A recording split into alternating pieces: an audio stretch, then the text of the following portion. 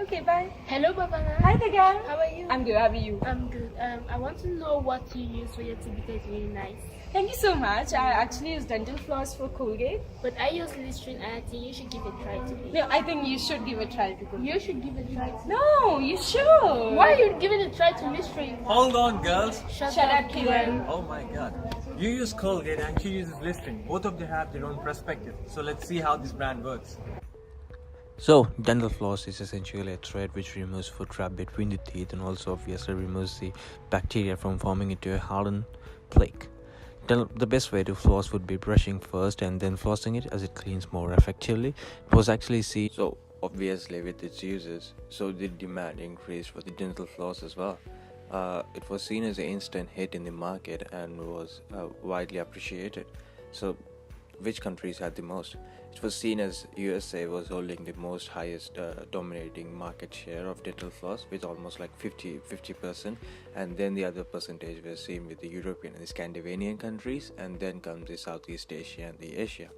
How did these two companies, Listerine and Colgate, use their product in such a good way and segment their market in such a good way that it was a hit? So, taking with the demographic segmentation, Listerine used more of the men into their ads, and so, showing that men who use Listerine were seen more dominant and more refreshing at the same time. At the same time, Colgate used women for their dental floss ads, as women were more gentle and obviously seen with a good smile. Coming to the geographic segmentations, Listerine was more focused on USA market, as it was holding more high grip as comparing to the Colgate, which was holding on the Scandinavian countries, at the same time on Southeast Asia. Southeast Asia, Colgate product is much more likely taken than comparing to other products. When it comes to the income segmentation, Listerine and the Colgate were both usually focusing on the middle class and upper middle class people. At the same time, like Listerine was pretty costly, so obviously people would obviously tend to go towards the Colgate, which was much more cheap and affordable and accessible at the same time. So Southeast Asian market were considered profitable for Colgate because it was the people would obviously go for the cheaper stuff, and not like cheaper stuff in a bad way, in a good way, cheap stuff, and at the same time looking for an affordable rate. So Colgate was more hit over there and used its income segmentation properly over there. Well, it comes to the behavioral segmentation, obviously they both focused on educated people, because educated people are more likely knowing about their habits and like to be clean.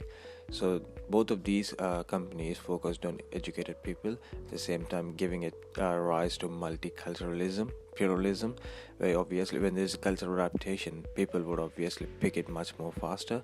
Like a guy, or like an other country guy obviously living in a western country would obviously pick up this habit. So they were focusing more on these kind of guys, and at the same time on the educated people. Beyond deciding which segment of the market Colgate and Listerine we target, they must decide on how it will produce a different value for the segment. So the diagram below is the perception map from the two brands. From the diagram, considering the brand we have chosen to compare, customers view Colgate as well placed but with a lower performance, while Listerine, in its case, even though it is expensive, it is highly performant at it efficiently removes the plaque as said in the slogan.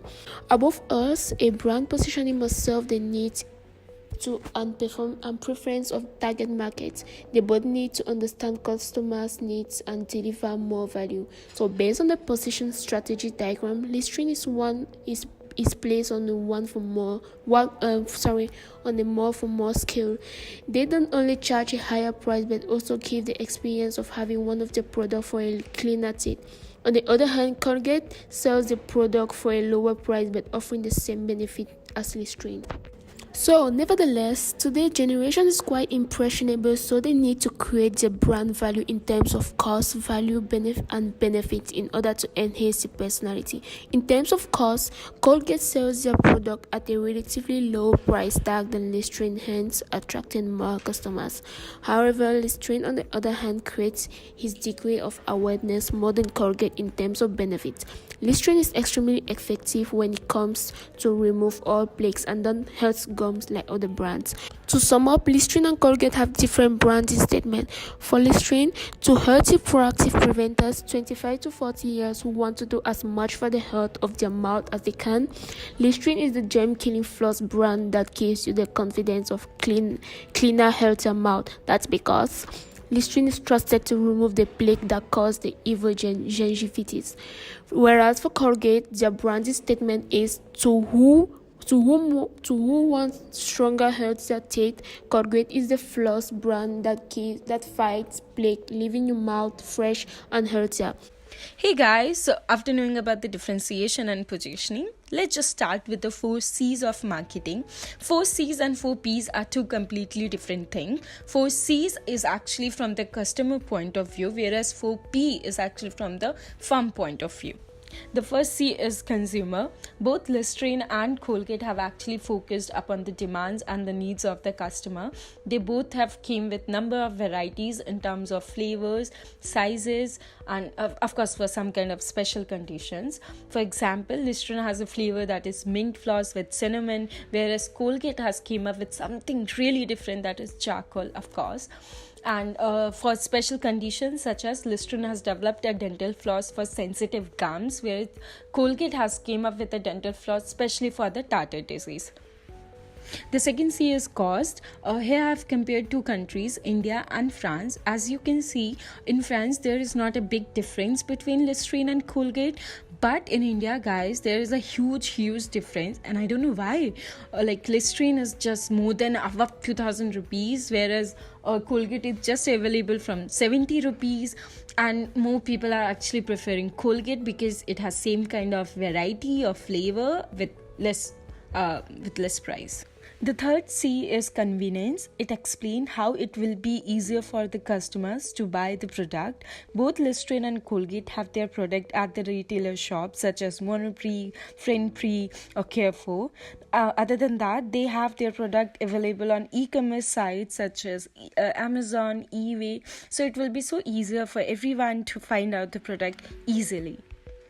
The last but not the least C is communication. Both Listerine and Colgate have came up with very new ideas to communicate with the client. For example, Listerine came with something like 21-day challenge, and dental floss were very playing important part in that. But I think Colgate have very innovative and creative ads to communicate with the clients. Hi, I just want to ask you a few questions. Imagine if you want to think about the dental floss, and there are two brands, Colgate and Listerine. I think you heard about them. Yeah. These two brands. Yeah. So the Colgate is coming with €11, and the Listerine is with €17. But they have same product with the same amount of flavors and everything.